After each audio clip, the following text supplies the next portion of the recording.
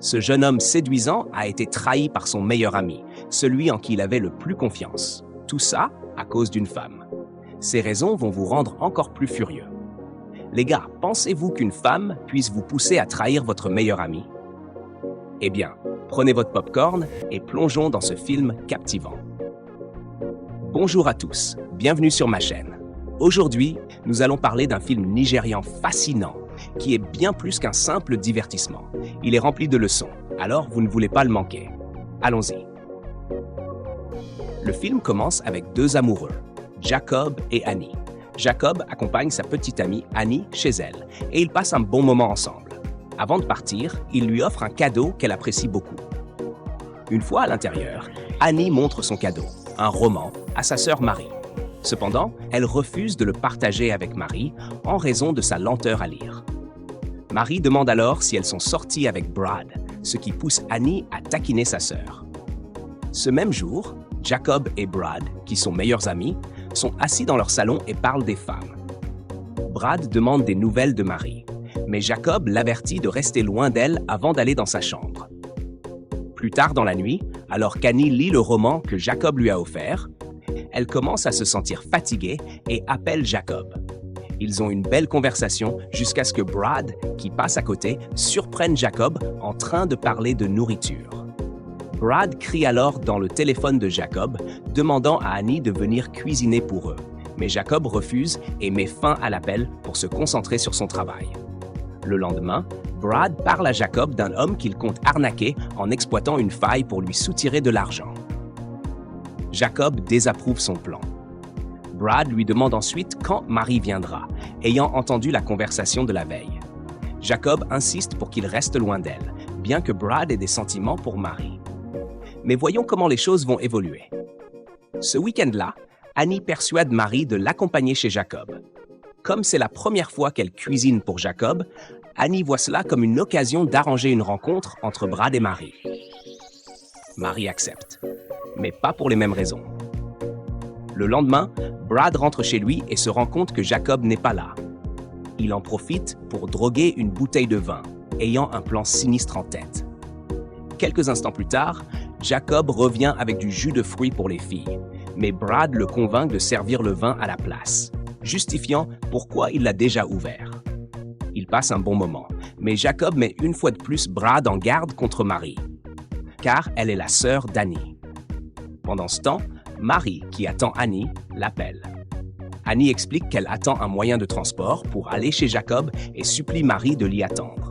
Bien que Marie ne soit pas totalement à l'aise avec cette idée, elle écoute sa sœur et se rend chez Jacob. À son arrivée, elle explique qu'Annie est en route. Jacob l'accueille et lui offre une boisson. Ils commencent à discuter des langages de programmation et du codage. Fatigué, Jacob va se reposer après que Marie l'a convaincu de prendre une pause. Marie demande alors où est Brad, mais Jacob n'en a aucune idée. Quelques instants plus tard, Marie s'endort. Brad en profite, s'introduit dans la pièce, abuse de Marie, puis la place dans la chambre de Jacob pour faire croire qu'ils ont eu une relation. Annie arrive peu après et cherche sa sœur sans succès.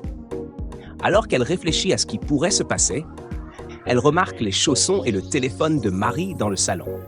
Elle se dirige vers la chambre de Jacob pour attirer son attention, mais découvre Marie et Jacob allongés ensemble sur le lit. Annie crie, les réveillant tous les deux. En essayant d'expliquer, ils finissent par se rejeter la faute. Folle de rage, Annie quitte la pièce en trombe. Brad, faisant semblant d'être inquiet, demande ce qui se passe pendant que Jacob et Marie tentent de se défendre. Annie, cependant, s'en va pour de bon. Marie met en garde Jacob de ne plus s'approcher de sa sœur, mais lorsqu'il tente de les rattraper, Brad l'en empêche. Jacob lui explique alors tout ce qui s'est passé depuis l'arrivée de Marie. Brad le réconforte, mais pendant ce temps, Annie refuse d'écouter les explications de Marie. Elle s'enferme dans sa chambre et pleure, incapable de croire ce qui vient de se passer. Plus tard, Jacob rend visite à Annie pour s'expliquer. Mais Marie l'intercepte et lui assène une gifle. Annie sort alors et dit à Jacob que même si Marie s'était jetée sur lui, pourquoi ne l'a-t-il pas repoussée? Elle exige qu'il parte et ne revienne jamais. Dans leur chambre, Annie parle durement à Marie, qui ne réagit pas, profondément blessée. Alors que Marie se prépare à partir, Annie la pousse et commence à la frapper jusqu'à ce que leur père appelle leur nom. Leur père les punit et demande ce qui se passe. Mais elle garde le silence.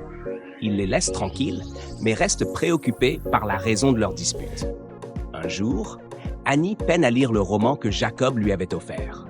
Toujours rongée par la douleur, Marie l'approche pour parler de ce qui s'est passé, mais Annie reste indifférente, exprimant seulement de la haine envers sa sœur. Comme elles vivent sous le même toit, Annie ne peut pas complètement éviter Marie. Au lieu de cela, elle la félicite sarcastiquement d'avoir volé son petit ami. Marie tente d'expliquer, mais Annie refuse de la croire et s'éloigne. Ce même jour, Brad rend visite à Annie et lui raconte comment Jacob parlait toujours en bien de Marie, pensant qu'il voulait les rapprocher. Brad avoue qu'il aime Marie et que Jacob lui disait toujours de rester loin d'elle, mais maintenant, il est perdu. Il défend Jacob et explique que l'amour est parfois compliqué et qu'il faut savoir faire confiance à ceux qu'on aime, car c'est le prix à payer. Cependant, Annie refuse d'accepter ses paroles. Brad la réconforte avant de partir. Le lendemain, Jacob tenta à nouveau d'expliquer à Annie ce qui s'était réellement passé, espérant qu'elle comprendrait qu'il n'était pas en faute. Cependant, Annie trouva ses paroles agaçantes et s'éloigna de lui. Pendant ce temps, Marie raconta à Jacob comment sa sœur avait failli la tuer sous le coup de la colère. Épuisé par tout ce drame, Jacob exprima à quel point il aimait Annie et combien sa douleur l'affectait profondément. Il exhorta Marie à dire la vérité afin que tout puisse être résolu et que, peut-être, sa sœur lui pardonne. Jacob parlait avec tant d'émotion que Marie se mit à douter. Ses paroles semblaient sincères et pleines de souffrance, ce qui la fit réfléchir. Pourquoi voudrait-il ruiner sa relation avec sa petite amie juste pour la séparer de sa sœur? Elle commença alors à soupçonner que Brad était peut-être derrière tout cela, cherchant à briser Annie et Jacob à cause de ses propres sentiments pour Annie. Marie alla révéler la vérité à Annie sur ce qui s'était réellement passé, mais Annie refusa de la croire. Elle insista sur le fait que Brad ne ferait jamais une telle chose, car il n'était pas présent ce jour-là, et en plus, il l'aimait toujours. Frustrée, Annie abandonna complètement Jacob et dit à Marie qu'elle pouvait l'avoir, mais celle-ci refusa. Les deux ignoraient encore que leur père avait entendu leur conversation. Il les interrogea sur le sujet de leur discussion, mais Annie nia tout. Leur père les réprimanda sévèrement, leur rappelant qu'elles avaient toujours été inséparables et qu'elles ne devaient pas laisser un homme les diviser. Après un avertissement, il les renvoya chacune de son côté. Plus tard dans la journée, Brad rendit visite à Annie et lui demanda si elle avait pardonné à Jacob, mais elle refusa. Elle commença alors à soupçonner que Brad pouvait être attiré par elle, mais il clarifia rapidement qu'il voulait seulement savoir où elle en était afin de pouvoir poursuivre Marie à la place. Annie, indifférente à tout ce qui concernait sa sœur, s'éloigna. Réalisant que ses manœuvres devenaient trop évidentes, Brad décida de prendre du recul pour le moment. Le lendemain, alors que Marie et son père déjeunaient, elle se sentit soudainement mal. Alors qu'Annie s'apprêtait à partir, Marie se plaignit que son parfum était trop fort. Inquiet, leur père lui demanda si elle allait bien, mais Marie se précipita aux toilettes pour vomir. Alarmé, il lui demanda ce qu'elle avait, et il devint évident qu'elle était enceinte. Pourtant, Marie insista sur le fait qu'elle n'avait été avec personne. Son père l'emmena immédiatement à l'hôpital pour confirmation. Lorsque les résultats du test s'avérèrent positifs, il fut profondément déçu. Il lui ordonna de faire ses valises et d'aller vivre avec l'homme qui l'avait mise enceinte. Mais au lieu de cela, Marie s'enfuit de la maison sous le regard choqué d'Annie. Furieuse, Marie alla confronter Jacob, l'accusant d'avoir ruiné sa vie. Brad dut intervenir pour les séparer. Alors qu'ils se disputaient, Annie arriva avec les affaires de Marie et révéla à Jacob que celle-ci était enceinte avant de s'éloigner. Leur père arriva également et Marie insista pour qu'il appelle la police et fasse arrêter Jacob. Cependant, Brad s'y opposa, affirmant qu'il n'y avait aucune preuve que Jacob était responsable. Ils entrèrent tous dans la maison de Jacob pour discuter de la situation. Jacob pensa que Marie essayait de lui faire porter la responsabilité de la grossesse parce qu'elle ne savait pas qui était le véritable père. Brad suggéra alors que Marie avorte, puisque Jacob niait être le père, mais le père de Marie refusa fermement.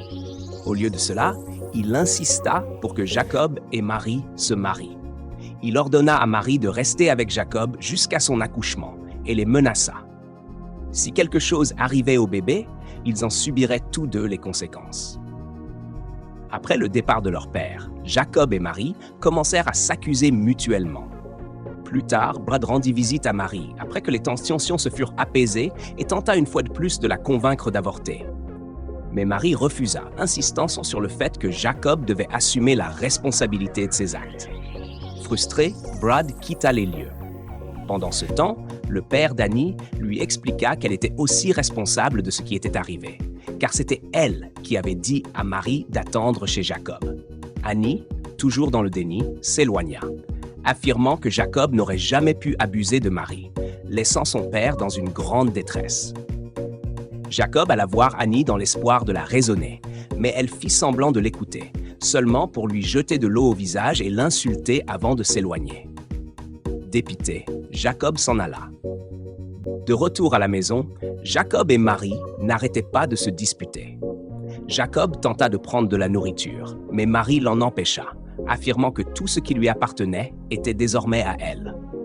Elle entra ensuite dans sa chambre et prit possession de ses affaires. Jacob se confia à Brad, lui disant que Marie cherchait seulement à le piéger et à l'éloigner d'Annie. Il lui raconta aussi comment Annie lui avait versé de l'eau dessus lorsqu'il était allé la voir. Plus tard dans la nuit, alors qu'il essayait de se préparer pour le travail, Marie l'enferma hors de sa propre chambre. Brad l'aida en lui prêtant ses affaires à la place.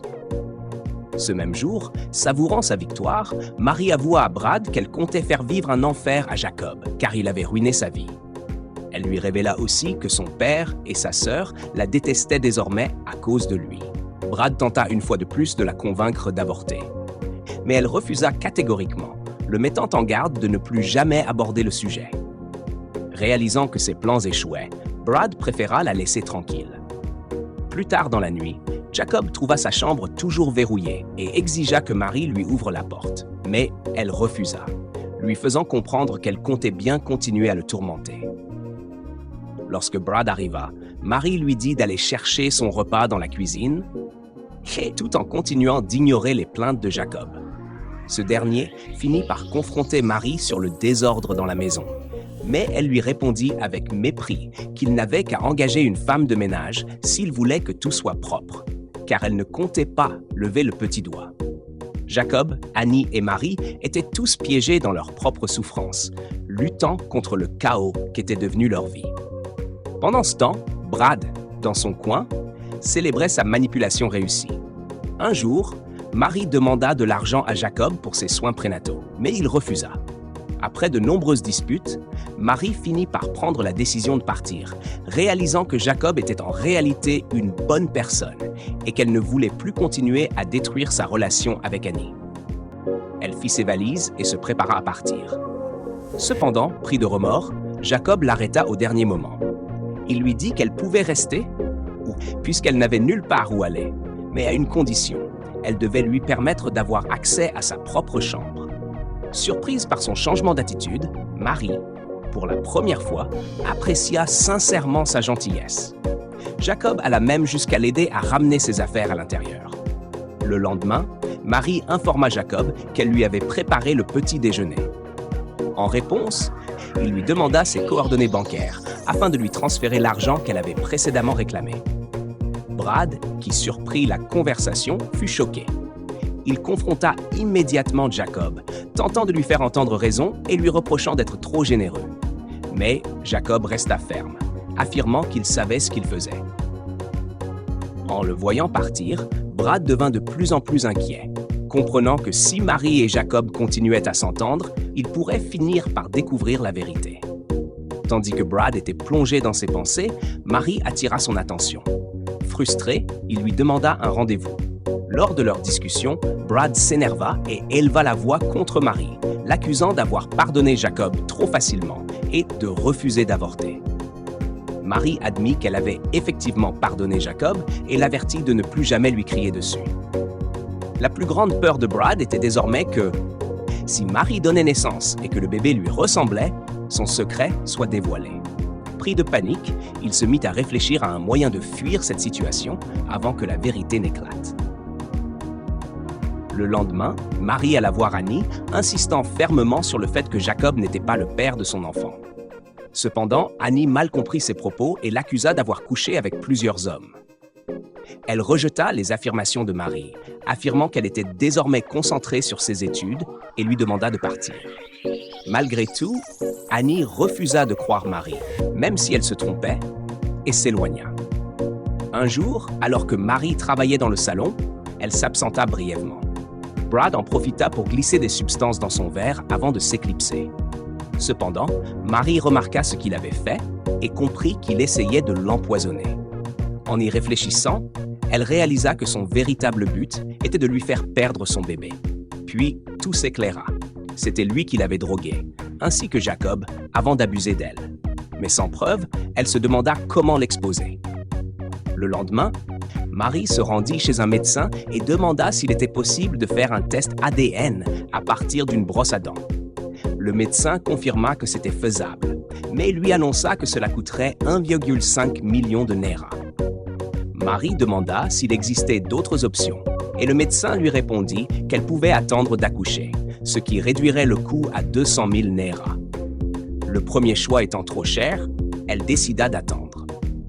Plus tard, Marie parla à Jacob d'une formation en programmation qu'elle souhaitait suivre afin de pouvoir gagner sa vie après son accouchement.